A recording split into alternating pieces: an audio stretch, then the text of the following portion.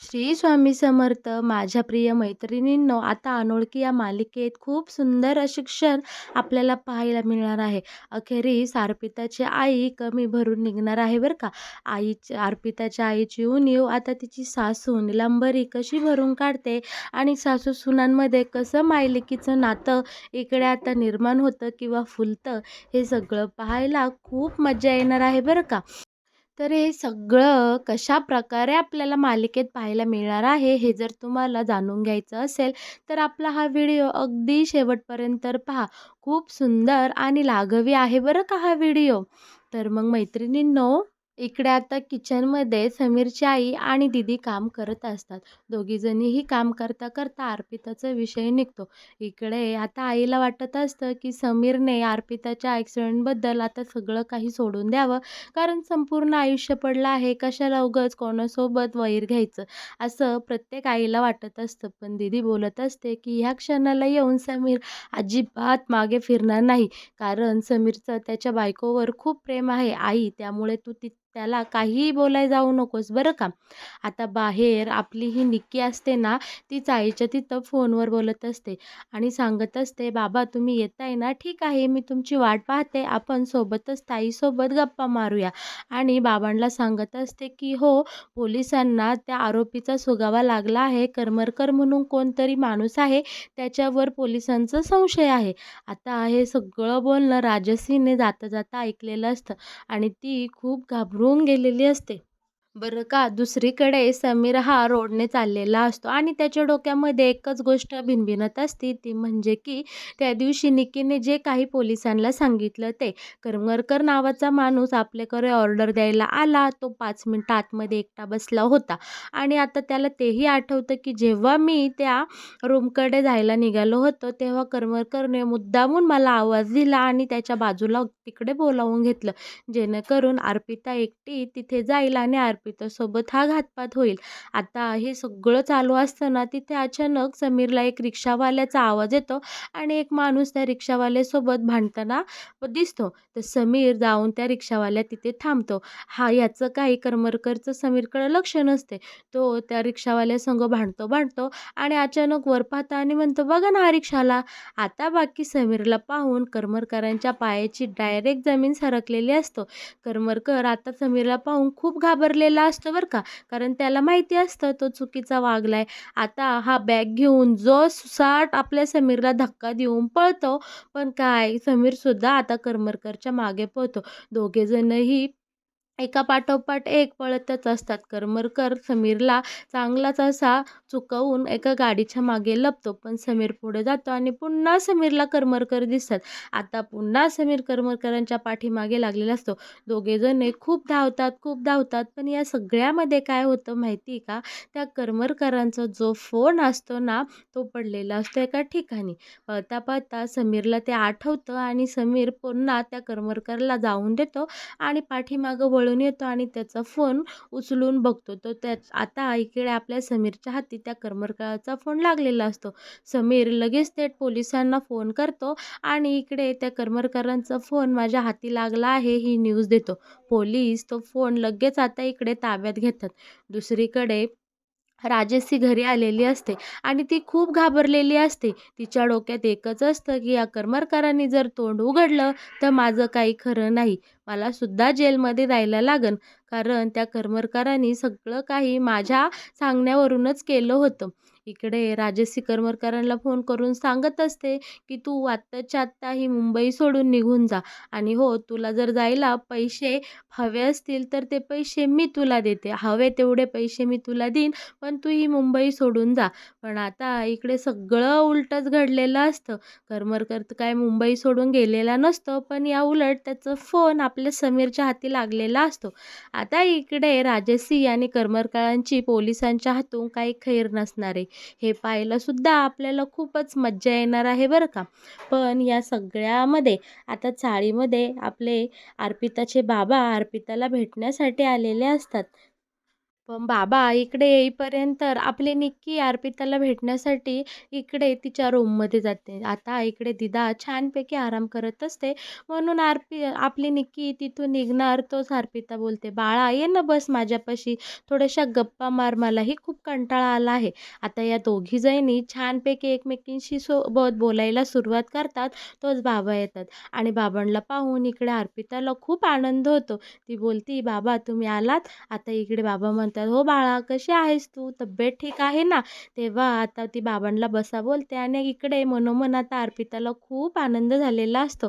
ती बाबांसोबत थोड्या गप्पा मारते, पण तिचं संपूर्ण लक्ष हे दाराकडं लागून राहिलेलं असतं. आता अर्पिता इकडे दाराकडे पाहत असते, तेव्हा बाबा बोलतात, "बाळा, दाराकडे पाहू नको. तुझ्या माझ्याशिवाय दुसरं कोणीही इकडे बघायला आलेलं नाही." आता हे ऐकून अर्पिताला खूप वाईट वाटतं. ती बोलते, "आई नाही आली मला बघायला. माझ्यासोबत इतकं सगळं वाईट घडलं, तरीसुद्धा आई नाही आली का मला भेटायला? एवढं काय हो मी पाप केलं आहे, की लहानपणापासून आईने माझ्यावर प्रेमच केलं नाही. आईच्या प्रेमासाठी मला कायमच असुसायला लागलं आहे. माझ्यासोबत इतकं वाईट घडलं, मी मरणाच्या दारातून परत आले, तरीसुद्धा माझ्या आईला माझ्याविषयी पाजर फुटला नाही. बाबा, का हो आई बघायला नाही आली?" तेव्हा आता इकडे बाबांकडे अर्पिताच्या प्रश्नाची काहीच उत्तरं नसतात. अर्पिता बोलू लागते, "मी डोक्यावरून न्हायला आणि वेण्या घालायला खूप लवकर शिकले. शाळेत जेव्हा जायची ना, तेव्हा इतर मुली सांगायच्या, 'आज आईने डोकं धुतलं, आज आईने वेण्या घातल्या.' पण माझ्याकडं असं काहीच सांगायला नव्हतं. मी लहानपणी पण खूप लवकर मोठी झाले." आणि इकडे आता हे सगळ्या गोष्टी अर्पिताचं दुःख आपला हा समीर इकडे बाहेर दारामागे उभं राहून ऐकत असतो. अर्पिता सांगत असते, "लहानपणी खेळायला गेलो, तिथे पडले, चिडले, गुडघ्यावर जखमा झाल्या ना, घरी आल्यावर कधीच आईने त्यावर फुंकर घातली नाही की औषध लावलं नाही. कायम त्या चिथळलेल्या जखमा तशाच असायच्या. नंतर थोडं मोठं झाल्यावर मी त्याच्यावर हळद लावायचे आणि स्वतःच्या जखमा स्वतःच फुकायची. तेव्हासुद्धा आईला कधी माझी दया वाटली नाही किंवा ती माझ्याजवळ आली नाही. असं का हो बाबा माझ्यासोबत घडलं?" आणि आता इकडे अर्पिताला खूप वाईट वाटत असतं आणि तिला रडायला आलेलं असतं. निक्कीलाही वाईट वाटत असतं आणि बाबांनाही. पण बाबा बोलतात, "बाळा जाऊ दे ना गं, त्या गोष्टीला खूप दिवस होऊन गेले. प्लीज तू असं काही बोलू नको." पण आता तितक्यात तिथे समीर येतो आणि समीर अर्पितासाठी खूप सारी फुलं घेऊन आलेलं असतं. आता अर्पिताला छान-छान फुलं देतो आणि म्हणतो, "ही तुमच्यासाठी." तेव्हा अर्पिता बोलते, "माझ्यासाठी? Thank you." तेव्हा समीर बोलतो, "हो, तिथे वाटेमध्ये मार्केटला गेलो होतो, एक फुलवाली भेटली आणि मग आणली तिच्याकडनं फुलं." आता इकडे अर्पिता बोलते, "सगळी फुलं आणली ना तुम्ही?" आता हा बोलतो, "हो, अगदी तुमच्यासाठी. तुम्हाला फुलं खूप आवडतात ना. फुलाच्या सुवासाने संपूर्ण वातावरण प्रसन्न होऊन जातं. फुलं सगळ्यांनाच आवडतात." आता अर्पितासुद्धा फुलांचं खूप कौतुक करू लागते. बोलते, की "फुलं खरंच सगळ्यांना आवडतात. पण काही माणसांना फुलं कधीच आवडत नाही. ती कायम ती फुलं कुस्करूनच टाकतात." आता इकडे समीर बोलतो, "जाऊ द्या ना, प्रत्येक नाण्याला 2 बाजू असतात. काहींना फुलं आवडतात, ती त्यांना जवळ घेतात. तसंच अर्पिता मॅडम, तुम्ही फुलासारखे आहात. तुम्ही मला आणि माझ्या आयुष्यात खूप आवडता. तुम्ही माझं आयुष्य अगदी दरवळून टाकलं आहे. प्लीज तुम्ही स्वतःला त्रास करून घेऊ नका ना हो." पण अर्पिता इकडं बोलते, की "काही फुलांना अजिबात कुणी जवळ घेत नाही. त्यांनाच कुस्करून टाकतं आणि आयुष्यातल्या काही कमी कुणीही भरून काढू शकत नाही. त्या पोकळ्या खूप मोठ्या असतात आणि त्या पोकळ्या भरून काढणं कोणाचंही काम नसतं. माझ्या आयुष्यातली माझ्या आईची उणीव कोणीही भरून काढणार नाही आणि ती कायम त्या आईच्या प्रेमासाठी मी अशीच आसुसलेली राहणार आहे." आता इकडे अर्पिता खूप हळवी झालेली असते आणि तिला एकदम रडू कोसळलेलं असतं. ती बोलते, की "तुम्ही सगळे जा बाहेर, मला आता आराम करायचा आहे." आणि ती डायरेक्ट अंगावर घेते आणि भिंतीच्या साईडला तोंड करते आणि झोपून घेते. इकडे बाबा खूप निराश झालेले असतात. आता ते काही बोलणार तर इकडे समीर निकीला आणि बाबांना हातभाव करून सांगत असतो, "तुम्ही बाहेर चला, इकडे अर्पिता मॅडमला झोपू द्या, चला." आता इकडे अर्पिताला आराम करून देत समीर या सगळ्यांना बाहेर घेऊन जातो आणि त्यांच्यासोबत इकडे बोलत असतो आणि सांगतो की बाबा तुम्ही काळजी करू नका. तुम्ही अजून काही बोलले असते तर अर्पिता मॅडमला अजूनच त्रास झाला असता. पण त्यांची काळजी घ्यायला मी एकदम समर्थ आहे. त्यांच्या आयुष्यातली आईची पोकळी कशी भरून काढायची किंवा त्यांना आईचं प्रेम कसं द्यायचं हे मी बरोबर बघतो. आता इकडे बाबा म्हणतात, "हे बघा समीरराव, जावई बापू, अर्पिताची आई काही अर्पिताला भेटायला येणार नाही आणि ती तिच्यावर असं काही प्रेम करणार नाही. माझी अर्पिता खूप गोड आणि समजूतदार आहे, पण ती आईचा विषय निघाला ना अशीच हळवी होते." यावर आता समीर बोलतो, की "तुम्ही अजिबात काळजी करू नका. माझ्या अर्पिताला आयुष्यात काहीही कमी पडणार नाही आणि कसलीही कमी पडणार नाही. मी त्यांच्या आयुष्यातली आईची पोकळी नक्की भरून काढेल आणि ती कशी, कधी, केव्हा, कसं हे मला माहीत नाही, पण त्यांच्या आयुष्यात मी आईचं प्रेम नक्की आणेल." आता इकडे आपले अर्पिताचे वडील बोलतात, "ठीक आहे जावई बापू, माझा तुमच्यावर पूर्ण विश्वास आहे. तुम्हाला जे योग्य वाटेल ते करा आणि माझ्या अर्पिताची काळजी घ्या आणि तुम्ही सुद्धा स्वतःला जपा. जास्त त्रास करून घेऊ नका आणि लोकांच्या बोलण्यावर अजिबात लक्ष देऊ नका." इकडे छानपैकी जावई आणि सासऱ्याच्या गप्पा होतात आणि अर्पिताचे वडील आता निघून जातात. तितक्यात तिथे चाळीमध्ये छान अशी भाजीवाली आलेली असते. भाजीवाली आली म्हणल्यावर चाळीतल्या सगळ्या बायका एका ठिकाणी अशा जमा झालेल्या असतात. त्यातली एक जण म्हणत असते, "काय बाई भाजीवाले, ही कसली टोमॅटो आणली? सगळी सडल्यात." एक म्हणते, "ही पालक तर बघ, ती तर संध्याकाळपर्यंत टिकायची सुद्धा नाही." आता इकडे या सगळ्या जणी भाज्या अशा चापून घेत असतात आणि भाज्यांना नावंसुद्धा ठेवत असतात. कोणी चांगलं म्हणत नसतं, पण ह्यांचं आता इकडे चांगल्या गप्पा-टप्पा रंगलेल्या असतात. बायकांचं कसं असतं माहिती आहे ना तुम्हाला? आता तितक्यात तिथे आजीबाई येते आणि आजी बोलतात, "ही बघ बरं आंबाड्याची भाजी किती छान आहे, एकदम फुललेली, प्रसन्न, ताजीतावानी." आता इकडे आजीने भाजीचं कौतुक केल्यावर भाजीवालीला खूप आनंद होतो. ती बोलते, "बघा बरं आजी, तुम्हीच किती छान आहे, तुम्हालाच कळतं भाज्या स्वच्छ आहेत की नाही." तेव्हा आता भाजीवाली बोलते, "काय हो आजी, त्या अर्पिताला बरं वाटतंय का? बिचारीसोबत खूप वाईट घडलं ना." तेव्हा आता इकडे आजी सांगू लागते, "हो, देवाच्या कृपेने बिचारी एवढ्या मोठ्या अपघातातून वाचली आहे आणि तिला आता बरं वाटतंय. कालच सोडलं तिला घरी, आहे घरातच आहे." आता इकडे भाजीवाली म्हणते, "हो ना, बिचारी इतकी सुंदर, नक्षत्रवाणी सुंदर बायको या समीरला भेटली, पण तिच्या आता चेहऱ्यावर असं घडलं, याचं खूप वाईट वाटतं." आजी बोलते, "हो गं, असं तरुणपणात कोणासोबतही घडू नये. ऐन तारुण्यामध्ये बिचारीचं सौंदर्य गेलं. समीर खूप समजूतदार आहे. समीर त्याच्या बायकोला कधीही अंतर देणार नाही. पण प्रेम कवर असतं रे. जेव्हा सोबत एकमेकांसोबत संसार घालवायला आपण करायला सुरुवात करतो आणि रोज असा विकृत झालेला चेहरा समीरने अर्पिताचा पाहिला तर त्याला किती वाईट वाटेल. शिवाय वाईट तर वाटेनच, पण त्यांच्या आयुष्यातला सगळा रोमांसच संपून जाईल आणि हे सगळं काही तिकडे पाठीमागे आता उभं राहून निलांबरी आणि दीदी ऐकत असते. दीदीला खूप राग आलेला असतो. ती तिथे बोलायला जाणार तोच आता इकडे निलंबरी तिला थांबवते आणि शांतपणे या दोघी पाठीमागे उभं राहून या सगळ्या बायकांचं फक्त बोलणं ऐकत असतात. आता इकडे आजी बोलते, की "हा ना, आपला समीर खूप समजूतदार आहे, पण तो त्याचं कर्तव्य कधीही सोडणार नाही. तो अर्पिताला कधी अंतर देणार नाही, पण त्यालासुद्धा अवघडल्यागतच होईल ना असं आयुष्य काढायला अर्पितासोबत आणि त्या जेव्हा बाहेर जातील कुठेही फिरायला, तेव्हा त्याला कसं वाटेल? तो मग त्याला वाईटही वाटेल ना."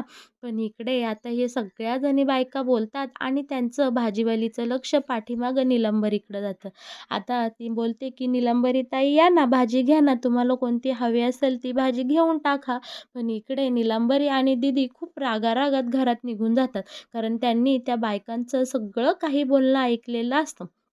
पण इकडे घरात जेव्हा निलांबरी आणि दीदी जाते, तेव्हा निलांबरी काय करते, इकडे अर्पितासाठी छानपैकी छाप करते आणि पाणी, नाश्ता घेऊन तिच्या रूमकडे जाते आणि तिला मस्तपैकी हा नाश्ता भरवते आणि पाणीसुद्धा पाजते. अगदी प्रेमाने अर्पितासोबत आता इकडे निलंबरी वागू लागलेली असते. काय हवं नको सगळं विचारत असते. तिच्या गोळ्या, तिचं खाणं, तिचं दुखणं, खुपणं सगळं इकडं प्रेमाने चौकशीने अर्पिताला निलंबरी विचारते. या सगळ्या गोष्टीमुळे अर्पिताला खूप छान वाटत असतं आणि ती खुशही झालेली असते. कारण तिच्या संपूर्ण आयुष्यात तिला आईचं प्रेम कधीही मिळालेलं नसतं. खरं तर आता इकडे निलंबरीला वाईटच वाटू लागलेलं असतं अर्पिताचं, कारण तिला आईची माया कधी मिळाली नाही आणि त्यासोबत इतका मोठा किस्सा होऊन गेला, एवढं मोठं संकट येऊन गेलं आणि समीरचं तिच्यावर खूप प्रेम आहे. त्यामुळं या सगळ्या गोष्टी इकडे तिने आता एक्सेप्ट केलेल्या असतात आणि ती आपल्या अर्पिताला सून म्हणून स्वीकारून तिची मुलीगत काळजी घेत असते. पण हे सगळं पाहून दीदी आता इकडे हिला प्रश्न विचारते आईला, की "तू असं का वागतीये? तू अर्पितासोबत इतकं छान का वागू लागली आहे?" तेव्हा आता इकडे निलंबरी दीदीला सांगते, की अर्पिताला तिच्या आयुष्यात कधीही आईचं प्रेम मिळालं नाही आणि मी ठरवलंय आता मी अर्पिताला आईचं प्रेम देणार. आता इकडे दीदीच्या काहीच गोष्टी लक्षात आलेल्या नसतात, पण ठीक आहे, ती सुद्धा जास्त काही आईला बोलत नाही. पण आई आणि इकडे अर्पिताचं हे सुंदर नातं पाहून इकडे आपल्या समीरला मात्र खूप छान वाटत असतं. त्याला असं वाटत असतं, अखेरीस माझ्या बायकोला आईचं प्रेम मिळालं बरं का आणि आपली अर्पितासुद्धा इतकी खुश होत असते आणि तिला खूप छान वाटत असतं. माझ्या आजारपणात माझी अशी कोणीतरी काळजी घेते ही फीलिंग तिला खूप सुखावून जात असते. आता आई आणि दीदी या दोघीजणी छान किचनमध्ये काम करत असतात आणि दिवसेंदिवस उलटून जातात. आईसुद्धा अर्पिताची अगदी मुलीसारखी काळजी घेताना आपल्याला पाहायला मिळणार आहे. तर माझ्या लाडक्या ताईंनो, कसं वाटलं अनोळखी या मालिकेत येणारं हे नवीन वळण? आवडलं का तुम्हाला? तुम्हाला जर हे येणारे अनोळखी या मालिकेत येणारे अपडेट सगळ्यात आधी जाणून घ्यायचं असतील, तर आपल्या या चॅनलला नक्की सबस्क्राईब करा आणि हो, आपल्या व्हिडिओला लाईक करा आणि अनोळखी या मालिकेविषयी तुमचं जर काही मत असेल, तर तुम्ही ते आपल्या कमेंट बॉक्समध्ये मला कळवत जा. तुम्हाला तुमच्या प्रश्नांची उत्तरं नक्की दिली जातील.